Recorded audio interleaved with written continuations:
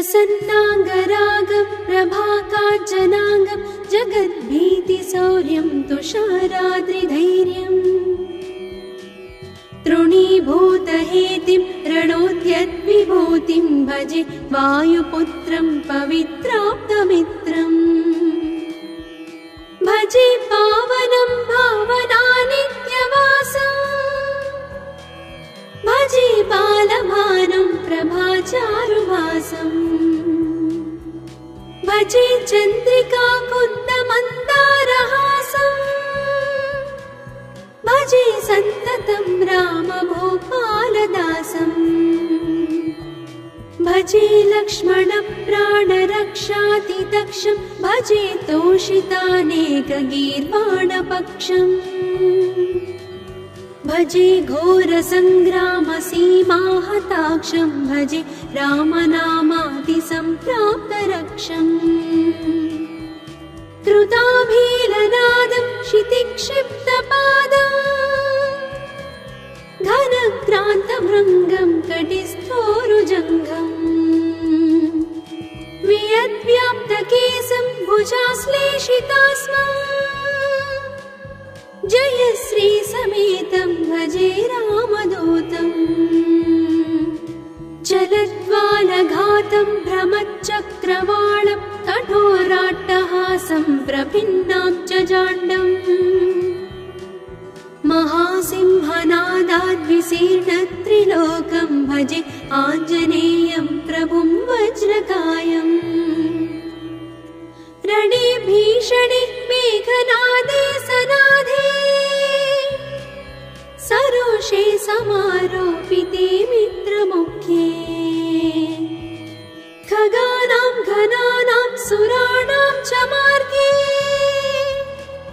नतं तं वहं तं हनुमन्तमीडे कनद्रत्नजम्भारिदम्भोळिधारं कनद्दन्तनिर्धूतकालोग्रदन्तम्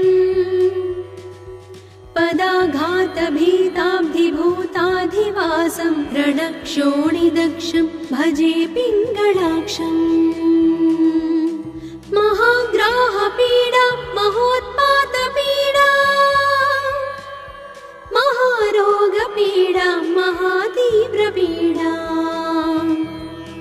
हरत्यासुते पादपद्मानुरक्तो नमस्ते कपिश्रेष्ठ रामप्रियो यः सुधा सिन्धुमुल्लङ्घ्यनाथोग्रदीप्तः सुधा चौषधीस्ता प्रगुप्तप्रभावः षडद्रोणशैलस्य सारेण सेतुं विना भूस्वयं कः समर्थः कपीन्द्रः निरातङ्कमाविश्य लङ्कां विसङ्गो भवानेव सीतातिशोकापहारी समुद्रान्तरङ्गादिरौद्रं विनिद्रम् विलङ्घ्योरुजङ्घस्तुता मर्त्यसङ्घः रमानाथ रामः क्षमानाथ रामः अशोकेन शोकं विहाय प्रहर्षम् वनान्तर्घनं जीवनं दानवानं विपाट्य प्रहर्षात् हनुमान् त्वमेव जराभारतो भूरिपीडां शरीरे निराधारणारूढगाढप्रतापे भवत्पादभक्तिं भवद्भक्तिरक्तिम् कुरु श्रीहनुमत्प्रभो मे दयाळो महायोगिनो ब्रह्मरुद्रादयो वा न जानन्ति तत्त्वं निजं राघवस्य कथं ज्ञायते मातृसे नित्यमेव प्रसीद प्रभो वानरेन्द्रो नमस्ते नमस्ते महासत्त्ववाहाय तुभ्यम् नमस्ते महावज्रदेहाय तुभ्यम् नमस्ते परिभूतसूर्याय तुभ्यम् नमस्ते कृतमर्त्यकार्याय तुभ्यम् नमस्ते सदा ब्रह्मचर्याय तुभ्यम् नमस्ते सदा वायुपुत्राय तुभ्यम् नमस्ते सदा पिङ्गलाक्षाय तुभ्यम् नमस्ते सदा रामभक्ताय तुभ्यम् हनुमद्भुजङ्गप्रयातं प्रभाते प्रदोषेऽपि वाचार्थरात्रेऽपि मध्यः पठन्नस्नतोऽपि प्रमुक्ताघजालः सदा सर्वदा रामभक्तिं प्रयाति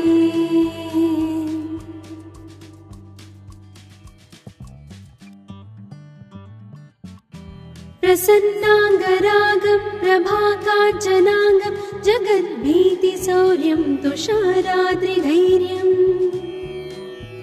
तृणीभूतहेतिं रणोद्यद्विभूतिं भजे वायुपुत्रं पवित्राप्तमित्रम् भजे पावनं भावनानित्यवासम् भजे बालभानुं प्रभाचारुभासम् भजे चन्द्रिका कुन्दमन्दारहासम् भजे सन्ततं रामभूपालदासम् भजे लक्ष्मणप्राणरक्षातिदक्षम् भजे तोषितानेकगीर्वाणपक्षम् भजे घोरसङ्ग्रामसीमाहताक्षम् भजे रामनामातिसम्प्राप्तरक्षम् कृताभीलनादं क्षितिक्षिप्तपादम् घनक्रान्तभृङ्गं कटिस्थोरुजङ्घम् वियद्व्याप्तकेशं भुजाश्लेषितास्मम् जयश्री समेतं भजे रामदूतम् चलद्वालघातं भ्रमच्चक्रवालं कठोराट्टहासं प्रभिन्नाब्जजाण्डम् महासिंहनादाद्विशीर्णत्रिलोकं भजे आञ्जनेयं प्रभुं वज्रकायम् रणे भीषणे मेघनादे सनादे सरोषे समारोपिते मित्रमुख्ये खगानां घनानां सुराणां च मार्गे नटं तं वहं तं हनुमन्तमीडे कनद्रत्नजम्भारिदम्भोळिधारं कनद्दन्तनिर्धूतकालोग्रदन्तम् पदाघातभीताब्धिभूताधिवासं रणक्षोणिदक्षं भजे पिङ्गलाक्षम् महाग्राहपीडा महोत्पातपीडा महारोगपीडा महातीव्रपीडा हरत्यासुति पादपद्मानुरक्तो नमस्ते कपिश्रेष्ठ रामप्रियो यः सुधा सिन्धुमुल्लङ्घ्य नाथोग्रदीप्तः सुधा चौषधीस्था प्रगुप्तप्रभावः षडद्रोणशैलस्य सारेण सेतुं विना भूस्वयं कः समर्थः कपीन्द्रः निरातङ्कमाविश्य लङ्कां विशम्भो भवानेव सीतातिशोकापहारी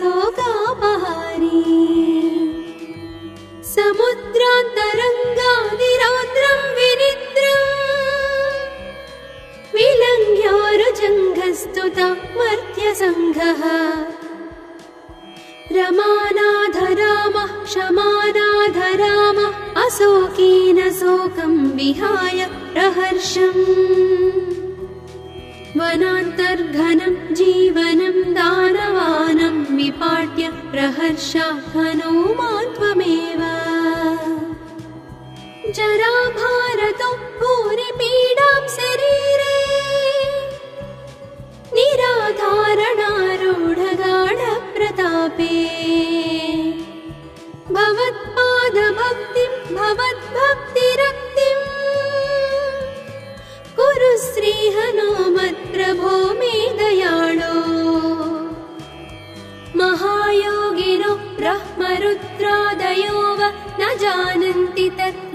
निजं राघवस्य कथं ज्ञायते मातृसे नित्यमेव प्रसीद प्रभो वानरेन्द्रो नमस्ते नमस्ते महासत्त्ववाहाय तुभ्यम् नमस्ते महावज्रदेहाय तुभ्यम् नमस्ते परिभूतसूर्याय तुभ्यम् नमस्ते कृतामर्त्यकार्याय तुभ्यम्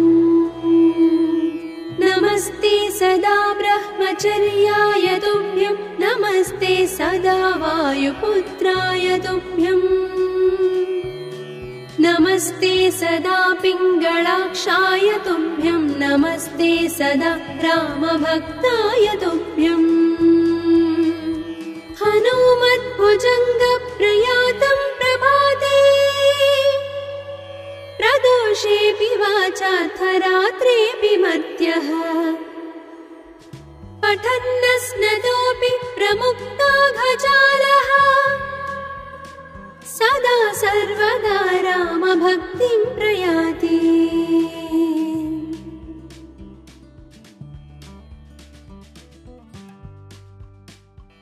प्रसन्नाङ्गरागं प्रभाकाञ्चनाङ्गं जगद्भीतिशौर्यं तुषाराद्रिधैर्यम् तृणीभूतहेतिं रणोद्यद्विभूतिं भजे वायुपुत्रं पवित्राप्तमित्रम् भजे पावनं भावनानित्यवासम् भजे बालभानुं प्रभाचारुभासम् भजे चन्द्रिकाकुन्दमन्दारहासम् भजे सन्ततं रामभूपालदासम् भजे लक्ष्मणप्राणरक्षातिदक्षं भजे तोषितानेकगीर्वाणपक्षम् भजे घोरसङ्ग्रामसीमाहताक्षं भजे रामनामातिसम्प्राप्तरक्षम् कृताभीलनादं क्षितिक्षिप्तपादम् घनक्रान्तभृङ्गं कटिस्थोरुजङ्घम् वियद्व्याप्तकेशं भुजाश्लेषितास्मम् जयश्री समेतं भजे रामदूतम् चलद्वालघातं भ्रमच्चक्रवालं कठोराट्टहासं प्रभिन्नाब्जजाण्डम् महासिंहनादाद्विशीर्णत्रिलोकं भजे आञ्जनेयं प्रभुं वज्रकायम् रणे भीषणे मेघनादे सनादे सरोषे समारोपिते मित्रमुख्ये खगानां घनानां सुराणां च मार्गे नतं तं वहं तं हनुमन्तमीडे कनद्रत्नजम्भारिदम्भोळिधारं कनद्दन्तनिर्धूतकालोग्रदन्तम् पदाघातभीताब्धिभूताधिवासं रणक्षोणिदक्षं भजे पिङ्गळाक्षम्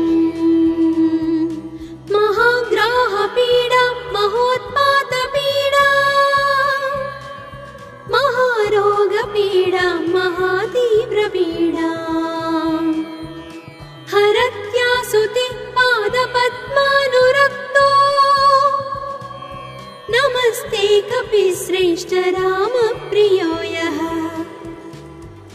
सुधा सिन्धुमुल्लङ्घ्य नाथोग्रदीप्तः सुधा चौषधीस्ता प्रगुप्तप्रभावः षडद्रोणशैलस्य सारेण सेतुं विना भूस्वयं कः समर्थः कपीन्द्रः निरातङ्कमाविश्य लङ्कां विसम्भो भवानेव सीता किशोकापहारी समुद्रान्तरङ्गादिरौद्रं विनिद्रम् श्रीरङ्ग्योरुजङ्घस्तुता मर्त्यसङ्घः रमानाथ रामः क्षमानाथ रामः अशोकेन शोकं विहाय प्रहर्षम् वनान्तर्घनं जीवनं दानवानं विपाट्य प्रहर्षात् हनूमान् त्वमेव जराभारतो भूरिपीडां शरीरे निराधारणारूढगाढप्रतापे भवत्पादभक्तिं भवद्भक्तिरक्तिं कुरु श्रीहनुमत्प्रभो मे दयाळो महायोगिनो ब्रह्मरुद्रादयो वा न जानन्ति तत्त्वं निजं राघवस्य कथं ज्ञायते मातृसे नित्यमेव प्रसीद प्रभो वानरेन्द्रो नमस्ते नमस्ते महासत्त्ववाहाय तुभ्यम् नमस्ते महावज्रदेहाय तुभ्यम् नमस्ते परिभूतसूर्याय तुभ्यम् नमस्ते कृतामर्त्यकार्याय तुभ्यम् नमस्ते सदा ब्रह्मचर्याय तुभ्यम् नमस्ते सदा वायुपुत्राय तुभ्यम् नमस्ते सदा पिङ्गळाक्षाय तुभ्यम् नमस्ते सदा रामभक्ताय तुभ्यम् हनुमद्भुजङ्गप्रयातं प्रभाते प्रदोषेऽपि वाचार्थरात्रेऽपि मर्त्यः पठन्नस्नतोऽपि प्रमुक्ताघजालः सदा सर्वदा रामभक्तिं प्रयाति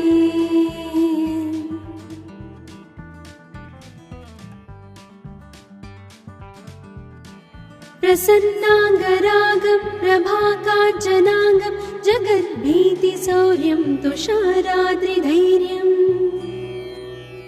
तृणीभूतहेतिं रणोद्यद्विभूतिं भजे वायुपुत्रं पवित्राप्तमित्रम् भजे पावनं भावनानित्यवासम् भजे बालभानुं प्रभाचारुभासम्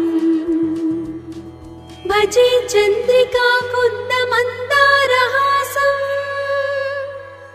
भजे सन्ततं रामभूपालदासम् भजे लक्ष्मणप्राणरक्षातिदक्षं भजे तोषितानेकगीर्वाणपक्षम् भजे घोरसङ्ग्रामसीमाहताक्षं भजे रामनामातिसम्प्राप्तरक्षम् कृताभीलनादं क्षितिक्षिप्तपादम् घनक्रान्तभृङ्गं कटिस्थोरुजङ्घम् वियद्व्याप्तकेशं भुजाश्लेषितास्मम् जय श्री समेतं भजे रामदूतम् चलद्वालघातं भ्रमच्चक्रवालं कठोराट्टहासं प्रभिन्नाब्जजाण्डम् महासिंहनादाद्विशीर्णत्रिलोकं भजे आञ्जनेयं प्रभुं वज्रकायम् रणे भीषणे मेघनादे सनादे सरोषे समारोपिते मित्रमुख्ये खगानां घनानां सुराणां च मार्गे नटं तं वहं तं हनुमन्तमीडे कनद्रत्नजम्भारिदम्भोळिधारं कनद्दन्तनिर्धूतकालोग्रदन्तम्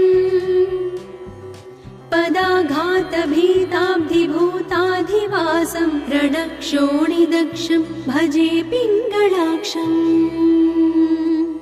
महाग्राहपीडा महोत्पातपीडा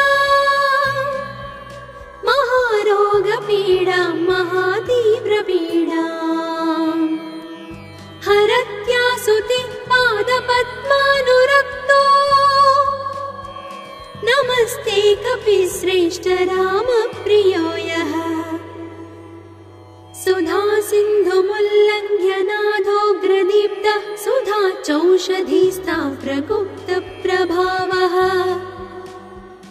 षडद्रोणशैलस्य सारेण सेतुं विना भू स्वयं कः समर्थः कपीन्द्रः निरातङ्कमाविश्य लङ्कां विसम्भो भवानेव सीतातिशोकापहारी समुद्रान्तरङ्गादिरौद्रं विनिद्रम् विलङ्घ्योरुजङ्घस्तुता मर्त्यसङ्घः रमानाथ रामः क्षमानाथ रामः अशोकेन शोकं विहाय प्रहर्षम् वनान्तर्घनं जीवनं दानवानं विपाट्य प्रहर्षात् हनूमान् त्वमेव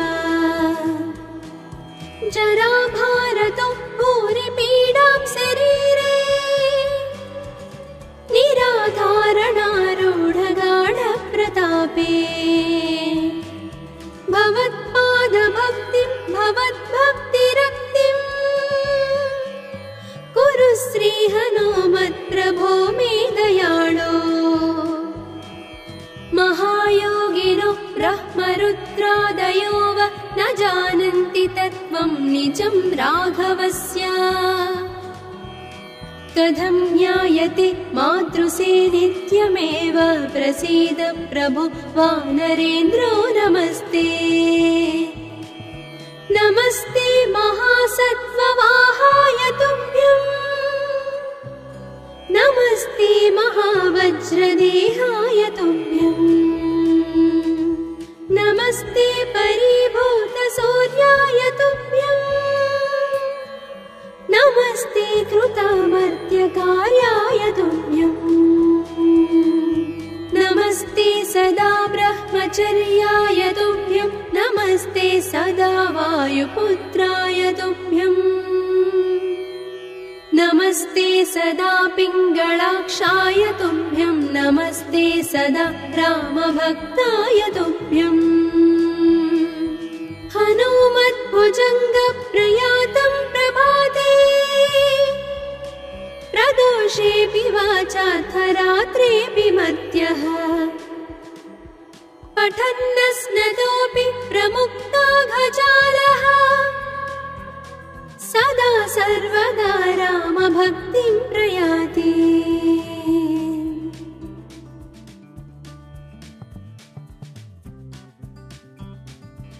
प्रसन्नाङ्गरागं प्रभाकाञ्चनाङ्गं जगद्भीतिशौर्यं तुषाराद्रिधैर्यम् तृणीभूतहेतिं रणोद्यद्विभूतिं भजे वायुपुत्रं पवित्राप्तमित्रम् भजे पावनं भावनानित्यवासम् भजे बालभानुं प्रभाचारुभासम् भजे चन्द्रिका कुन्दमन्दारहासम् भजे सन्ततं रामभूपालदासम् भजे लक्ष्मणप्राणरक्षातिदक्षं भजे तोषितानेकगीर्वाणपक्षम् भजे घोरसङ्ग्रामसीमाहताक्षं भजे रामनामातिसम्प्राप्तरक्षम् कृताभीलनादं क्षितिक्षिप्तपादम् घनक्रान्तभृङ्गं कटिस्थोरुजङ्घम् वियद्व्याप्तकेशं भुजाश्लेषितास्मम् जयश्रीसमेतं भजे रामदूतम् जलद्वालघातं भ्रमच्चक्रवालं कठोराट्टहासं प्रभिन्नाब्जजाण्डम् महासिंहनादाद्विशीर्णत्रिलोकं भजे आञ्जनेयं प्रभुं वज्रकायम् रणे भीषणे मेघनादे सनादे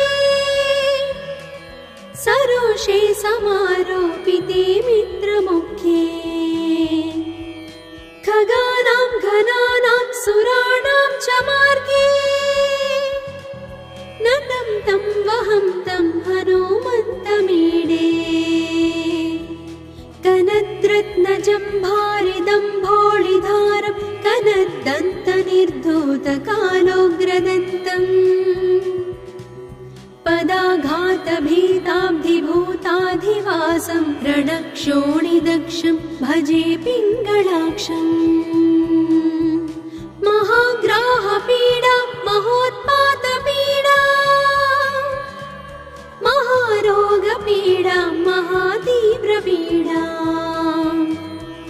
हरत्यासुते पादपद्मानुरक्तो नमस्ते कपिश्रेष्ठ रामप्रियो यः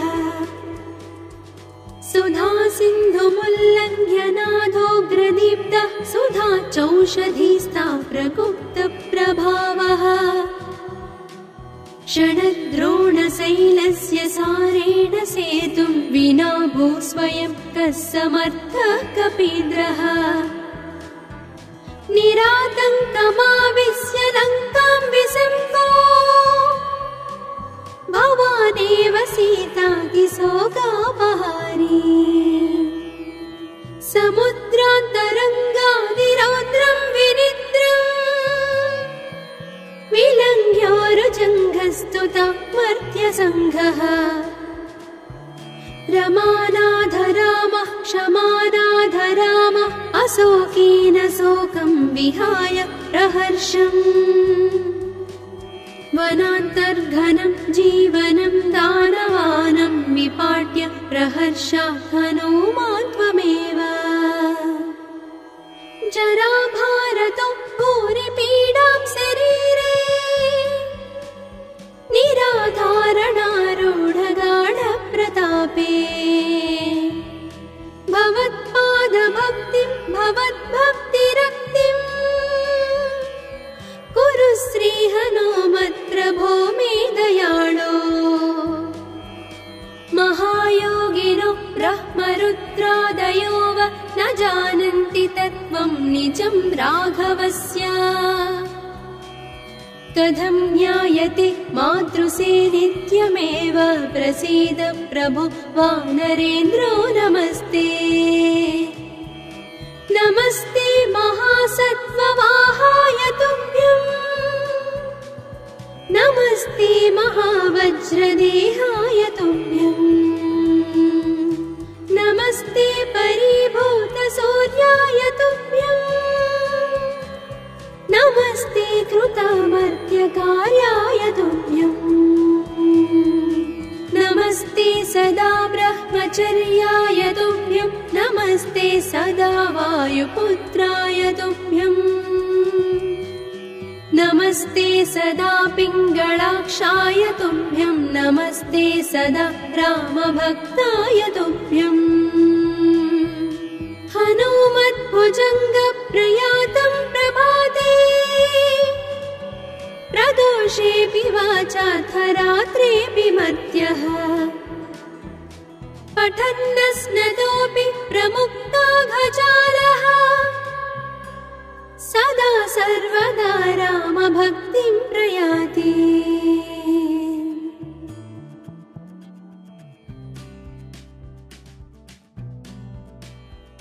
प्रसन्नाङ्गरागं प्रभाकाञ्चनाङ्गं जगद्भीतिशौर्यं तुषाराद्रिधैर्यम् तृणीभूतहेतिं रणोद्यद्विभूतिं भजे वायुपुत्रं पवित्राप्तमित्रम् भजे पावनं भावनानित्यवासम् भजे बालभानुं प्रभाचारुभासम् भजे चन्द्रिका कुन्दमन्दारहासम् भजे सन्ततं रामभूपालदासम् भजे लक्ष्मणप्राणरक्षातिदक्षं भजे तोषितानेकगीर्वाणपक्षम् भजे घोरसङ्ग्रामसीमाहताक्षं भजे रामनामादिसम्प्राप्तरक्षम् कृताभीलनादं क्षितिक्षिप्तपादम् घनक्रान्तभृङ्गं कटिस्थोरुजङ्घम् वियद्व्याप्तकेशं भुजाश्लेषितास्मम् जयश्री समेतं भजे रामदूतम् चलद्वालघातं भ्रमच्चक्रवालं कठोराट्टहासं प्रभिन्नाब्जजाण्डम् महासिंहनादाद्विशीर्णत्रिलोकं भजे आञ्जनेयं प्रभुं वज्रकायम् रणे भीषणे मेघनादे सनादे सरोषे समारोपिते मित्रमुख्ये खगानां घनानां सुराणां च मार्गे नतं तं वहं तं हनुमन्तमीडे कनद्रत्नजम्भारिदम्भोळिधारं कनद्दन्तनिर्धूतकालोग्रदन्तम् पदाघातभीताब्धिभूताधिवासं रणक्षोणिदक्षं भजे पिङ्गळाक्षम् महाग्राहपीडा महोत्पातपीडा महारोगपीडा महातीव्रपीडा हरत्यासुते पादपद्मानुरक्तो नमस्ते कपिश्रेष्ठ रामप्रियो यः सुधा सिन्धुमुल्लङ्घ्य नादोग्रदीप्तः सुधा चौषधीस्ता प्रगुप्तप्रभावः षडद्रोणशैलस्य सारेण सेतुं विना भूस्वयं कः समर्थः कपीन्द्रः निरातङ्कमाविश्य लङ्कां विसङ्गो भवानेव सीतादिशोकापहारी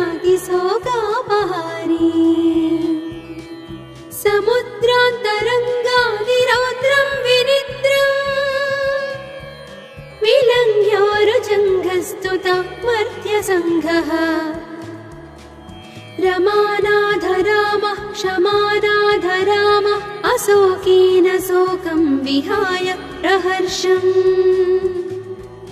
वनान्तर्घनं जीवनं दानवानं विपाट्य प्रहर्षात् हनुमान् त्वमेव जराभारतो भूरिपीडां शरीरे निराधारणारूढगाढप्रतापे भवत्पादभक्तिं भवद्भक्तिरक्तिम् कुरु श्रीहनुमत्प्रभो मे दयाळो महायोगिनो ब्रह्मरुद्रादयो वा न जानन्ति तत्त्वं निजं राघवस्य कथं ज्ञायते मातृसे नित्यमेव प्रसीद प्रभो वानरेन्द्रो नमस्ते नमस्ते महासत्त्ववाहाय तुभ्यम् नमस्ते महावज्रदेहाय तुभ्यम् नमस्ते परिभूतसूर्याय तुभ्यम् नमस्ते कृतामर्त्यकार्याय तुभ्यम् नमस्ते सदा ब्रह्मचर्याय तुभ्यम् नमस्ते सदा वायुपुत्राय तुभ्यम् नमस्ते सदा पिङ्गळाक्षाय तुभ्यम् नमस्ते सदा रामभक्ताय तुभ्यम् हनुमद्भुजङ्गप्रयातं प्रभाते प्रदोषेऽपि वाचाथ रात्रेऽपि मर्त्यः पठन्नस्नतोऽपि प्रमुक्ताघजालः सदा सर्वदा रामभक्तिं प्रयाति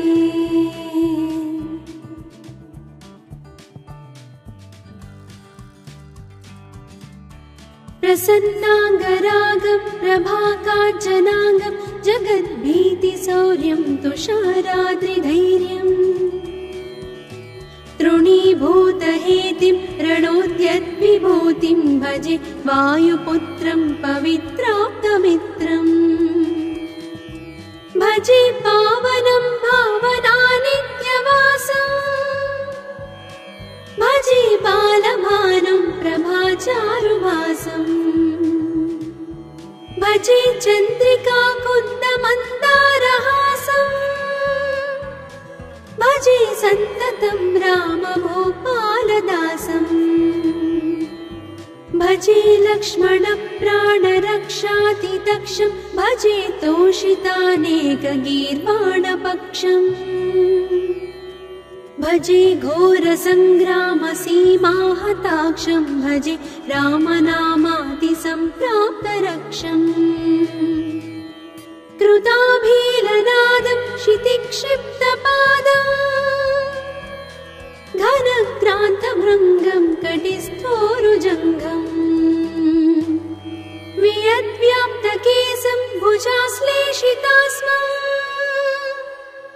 जयश्रीसमेतं भजे रामदूतम्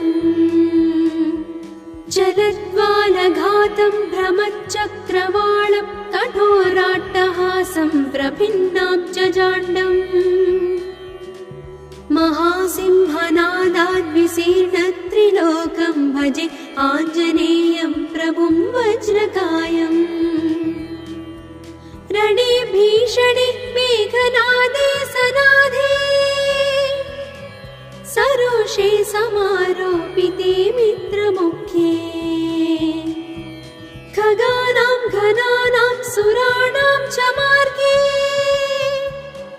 नतं तं वहं तं हनुमन्तमीडे कनद्रत्नजम्भारिदम्भोळिधारं कनद्दन्तनिर्धूतकालोग्रदन्तम् पदाघातभीताब्धिभूताधिवासं रणक्षोणिदक्षं भजे पिङ्गळाक्षम् महाग्राहपीडा महोत्पातपीडा महारोगपीडा महातीव्रपीडा हरत्यासुते पादपद्मानुरक्तो नमस्ते कपिश्रेष्ठ रामप्रियो यः सुधा सिन्धुमुल्लङ्घ्य नादोग्रदीप्तः सुधा चौषधीस्था प्रगुप्तप्रभावः षडद्रोणशैलस्य सारेण सेतुं विना भूस्वयं कः समर्थः कपीन्द्रः निरातङ्कमाविश्य लङ्कां विसङ्गो भवानेव सीतातिशोकापहारी समुद्रान्तरङ्गादिरौद्रं विनिद्रम् विलङ्घ्योरुजङ्घस्तुता मर्त्यसङ्घः रमानाधरामः क्षमानाधरामः अशोकेन शोकं विहाय प्रहर्षम् वनान्तर्घनं जीवनं दानवानं विपाट्य प्रहर्षात् हनूमान् त्वमेव जराभारतो भूरिपीडां शरीरे निराधारणारूढगाढप्रतापे भवत्पादभक्तिं भवद्भक्तिरक्तिम् कुरु श्रीहनुमत्प्रभो मे दयाळो महायोगिनो ब्रह्मरुद्रादयो वा न जानन्ति तत्त्वं निजं राघवस्य कथं ज्ञायते मातृसे नित्यमेव प्रसीद प्रभो वानरेन्द्रो नमस्ते नमस्ते महासत्त्ववाहाय तुभ्यम् नमस्ते महावज्रदेहाय तुभ्यम् नमस्ते परिभूतसूर्याय तुभ्यम्